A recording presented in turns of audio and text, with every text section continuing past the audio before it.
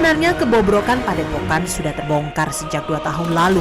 Kalau saja Ismail Hidayah dan Abdul Ghani, 2 orang sultan di dalam kepengurusan Padepokan itu, tidak terbunuh. Karena mereka berdualah yang hendak membongkar semuanya.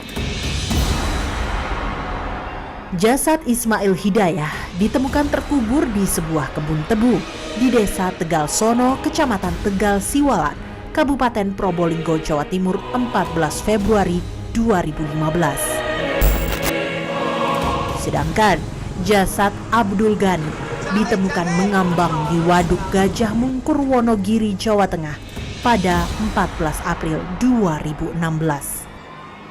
Saat ditemukan, kondisi jasad keduanya sama persis. Kepala terbungkus kantung plastik dan kedua kaki serta tangannya terikat.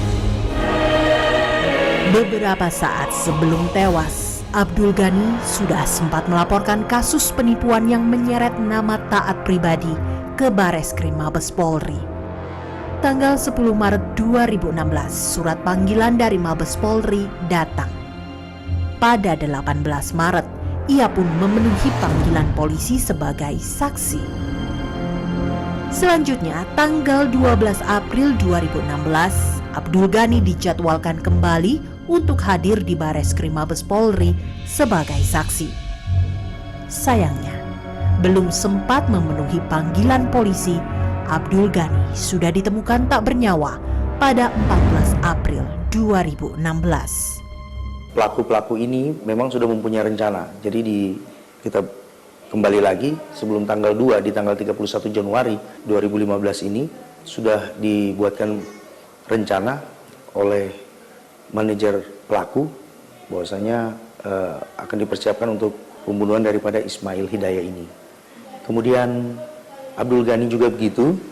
Di tanggal 13 April 2016 dia ditemukan di Kabupaten Wonogiri. Dari pengakuan semua pelaku bahwasanya Abdul Ghani dibunuh di Padepokan itu di tanggal 12 April 2016. Sebelum ditemukan tewas, sebenarnya Abdul Ghani sempat bercerita kepada istrinya, Erwin Haryati, kalau ia akan melaporkan kasus penipuan yang dilakukan oleh taat pribadi ke Mabes Polri. Sebelum meninggal memang almarhum itu bilang ingin melapor ke Jakarta untuk Padepokan ini gitu loh. Karena suami saya juga sudah terancam kalau keluar di situ pasti bakal terbunuh gitu loh. Karena temannya yang dulu 1 tahun sebelum suami saya meninggal itu sudah dibunuh seperti itu.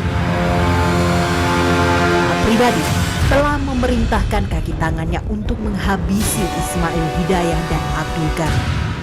Aparat kepolisian Probolinggo pun akhirnya menetapkan taat pribadi dan 8 pengikutnya sebagai tersangka kasus pembunuhan.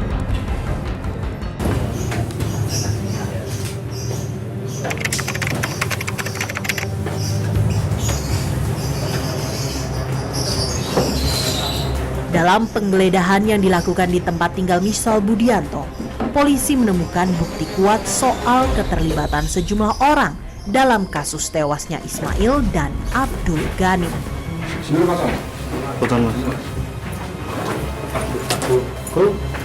Buku ini merupakan catatan pembagian uang hasil kerja para eksekutor yang telah menghabisi nyawa Abdul Ghani. Dalam buku ini ada nama Wahyu Wijaya, Kurniadi, Wahyudi, serta Sersan Kepala Rahmat Dewaji.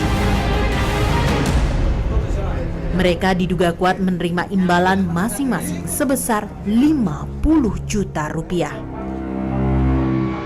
Bukti ini pun coba kami tanyakan kepada Misal Budianto alias Sahal. Pak Menteri minta itu 10 juta. Berapa orang yang dikasih uang itu tadi? Ya, 2 orang. Siapa? Pak Badrun sama ini, Pak Samsudi. Berapa jumlahnya? 10 juta. Yang 150 juta Nggak tahu. Masa Nggak tahu sama sekali. 70 juta, 30 juta, 15 juta untuk penulis. Nggak tahu. Nggak tahu itu. Kan ini Badrun setelah ketahuan mayat dapat 6 hari dari kejadian itu kan Badrun datang minta uang 10. Itu saya ambilkan dari uang kas. Tapi saya sudah memberitahu Mas Kandes.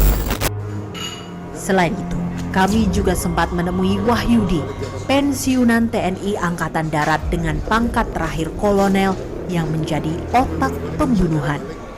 Kamu buang ke Wonogiri itu maksudnya apa? Hanya Pak Muria, saya nggak ngerti arah ke sana. Tapi tak ada yang nyuruh. Saya nggak ngerti. Pada saat saya pelaksanaan di sini, saya ketemu di jalan situ. Sudah berjalan, jadi saya ikut aja. Bukannya kamu otaknya, bukannya sampean otaknya. Di sini itu yang senior itu yang lama di sini. Saya jarang di sini. Semuanya kini terbongkar. Padepokan Dimas Kanjeng runtuh. Pemimpinnya kini telah dibui. Tapi sayang, harus ada korban jiwa untuk membongkar semua itu. Tentu, peristiwa ini membuat pilu istri-istri yang ditinggalkan.